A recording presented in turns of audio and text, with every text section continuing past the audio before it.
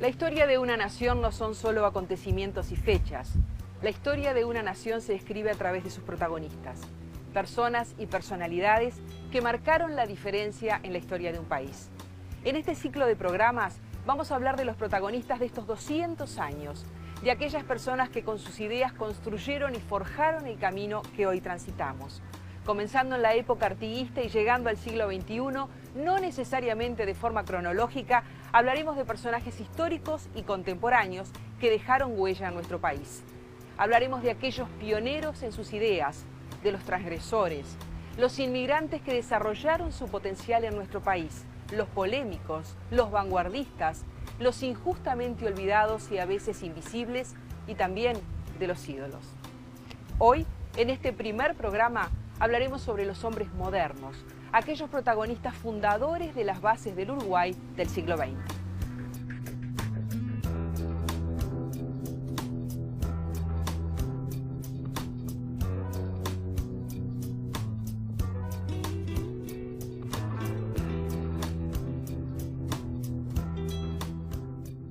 Ambos fueron figuras protagónicas de la primera mitad del siglo XX del Uruguay. Ambos tienen que ver con la construcción del Uruguay que tenemos hoy. Los dos tuvieron una mística que les implicó adhesiones en su tiempo y fuera de él. Los dos generaron movimientos políticos que hasta hoy tienen adherentes dentro de los que fueron sus partidos de origen y fuera de ellos. Herrera y Valle Ordóñez y Herrera, dos nombres referentes en nuestro país. Carlos de Masi, ¿se cruzaron alguna vez Valle Ordóñez y Herrera en este país? Sí, por lo menos entre 1897 y 1929 es el episodio de la historia de este país que coinciden sus dos biografías. Es decir, incluso en la década del 20 ya estaban frente a frente, es decir, eran vistos como la figura referente en cada partido. Bueno, Valle desde mucho tiempo atrás, pero Herrera ya había surgido como un caudillo, como un dirigente relevante dentro del Partido Nacional. Tanto a José Valle Ordóñez como a Luis Alberto Herrera de Masi, tú los catalogás como modernos en su estilo. Brevemente, ¿por qué cada uno puede ser moderno aunque fueron diferentes? Son los creadores de prácticas nuevas e introducen novedades desde el punto de vista político que contribuyen a crear un Uruguay distinto de aquel Uruguay del siglo XIX. El caso de Valle Ordóñez, más que un moderno, es un innovador, ¿no? O sea, Valle Ordóñez es una figura fascinante por la capacidad que tiene para transformar ideas generales en iniciativas concretas que son muy novedosas. El caso, por ejemplo, del colegiado, que es generó un debate, dividió a su propio partido, cuando le argumentaban, bueno, pero esa forma de gobierno no se ha probado en ningún país. Valle Ordóñez decía, bueno, pues se prueba en este. Y si se sale mal, los demás ya saben que no funciona. Es decir, el concepto del Uruguay como laboratorio del mundo, nada de lo que tiene que ver con la idea del país conservador, nada de eso. Es decir, Valle Ordóñez tiene ideas que en la época son terriblemente novedosas. Bueno, las empresas del Estado, la iniciativa del Estado en la regulación social, el colegiado.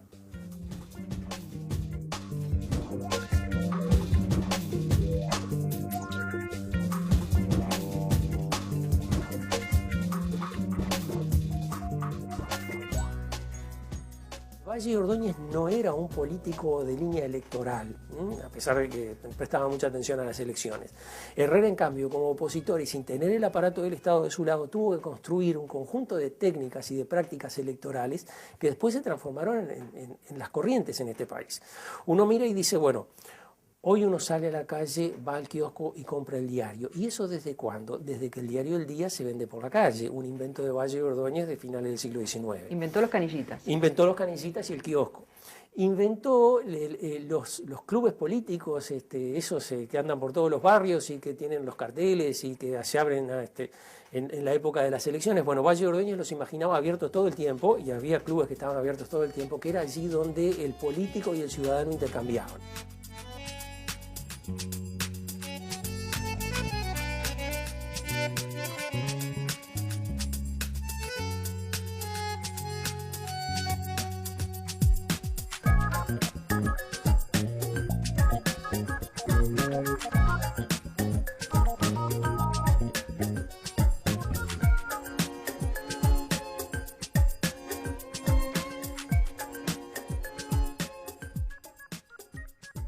Herrera inventó la campaña electoral, inventó eso de recorrer todo el país y de decir discursos en todos lados y tener algo para decir en cada localidad del país y tener un mensaje personal para decirle a cada ciudadano, digamos que es otra de las características de los hábitos del político de este país. Entonces uno mira y dice, bueno, la campaña electoral de 1904, de 1903, ¿cómo fue? Y fue a puertas cerradas. 20 años después, la campaña electoral en 1922, ¿cómo fue? Y como la vemos ahora, ya tenemos discursos por radio, ya tenemos clubes políticos, ya tenemos caudillos políticos que recorren el país, ya tenemos actos en las esquinas, manifestaciones. Es decir, ¿qué cambió en ese interín? Bueno, cambió toda la práctica política y en buena medida, digamos, esa tarea conjunta pero no coordinada de Valle y Ordóñez Herrera contribuyeron a formar ese resultado. Ambos fueron periodistas, fundaron medios de prensa, tuvieron formación académica, fueron doctores, ¿no? Valle y Ordóñez casi, porque le faltaron 4 materias. No terminó, pero transitó por las aulas de la Universidad de la República, se formó también en el extranjero. Ambos tuvieron viajes al exterior que fueron definitivos en sus concepciones y en los proyectos que a partir de allí elaboraron, alguno con más firmeza que otro. Pero, bueno, y ambos también tuvieron que salir a buscar a la gente. Los dos lo hicieron de manera diferente, ¿verdad? Sí. Bueno, Valle y Ordóñez no tenía tanto ese problema porque estaba en el poder. Es decir, la gente venía naturalmente al poder. Por otro lado, los mecanismos políticos que había en comienzos del siglo XX todavía eran mecanismos políticos muy de trastienda, muy de gabinete, muy de lugar cerrado. Es decir, la elección de presidente de la República involucraba 88 personas, que eran los integrantes de la Asamblea General. Entonces, se trataba de conseguir 45 votos allí y ya con eso uno tenía la mayoría y era electo presidente. En un espacio cerrado. Absolutamente. Entonces, la campaña electoral consistía en hablar con cada uno de esos potenciales electores, que eran los legisladores, y bueno, negociar con ellos, explicarles el programa político que iba a aplicar, o más directamente decirle, bueno, ¿qué cosa ¿Qué te doy a cambio de? Y entonces ahí se conseguía ese caudal electoral, digamos, que era lo que definía un presidente.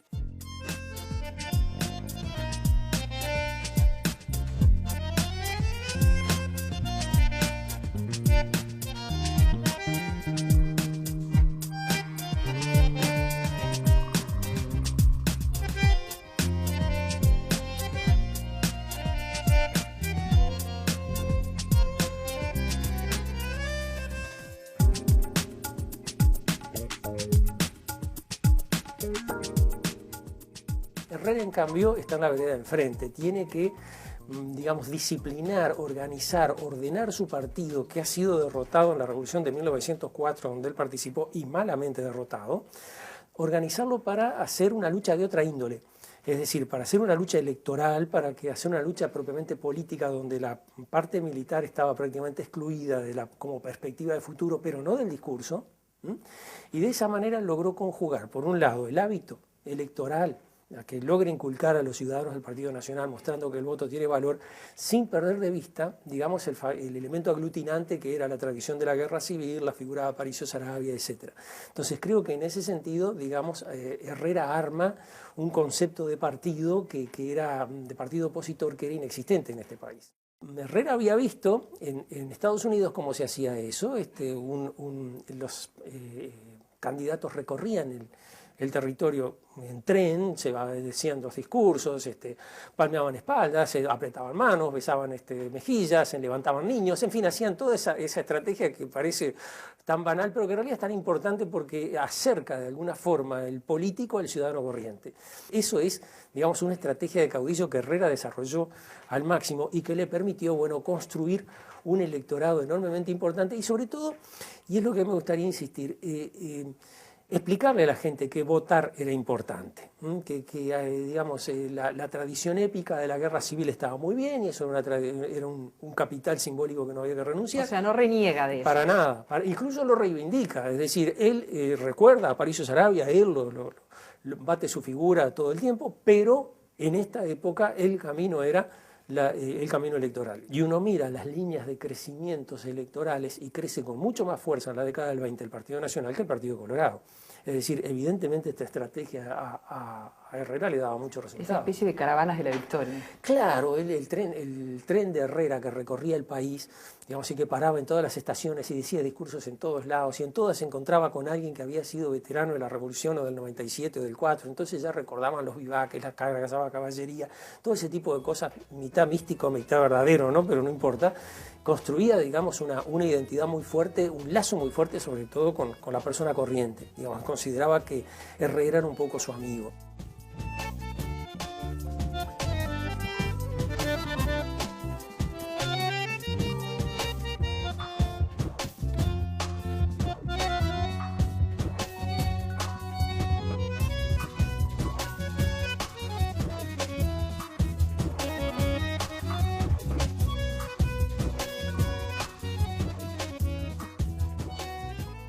Valle de Ordóñez en ese sentido no tenía, digamos, la misma escuela, es decir, Valle de Ordóñez se había formado en otra época, pero utilizó recursos que le daba la tecnología, es decir, Valle de Ordóñez era muy novelero, le gustaba mucho la novedad técnica, la novedad científica, y bueno, y la gran novedad de la década del 20 era la radio.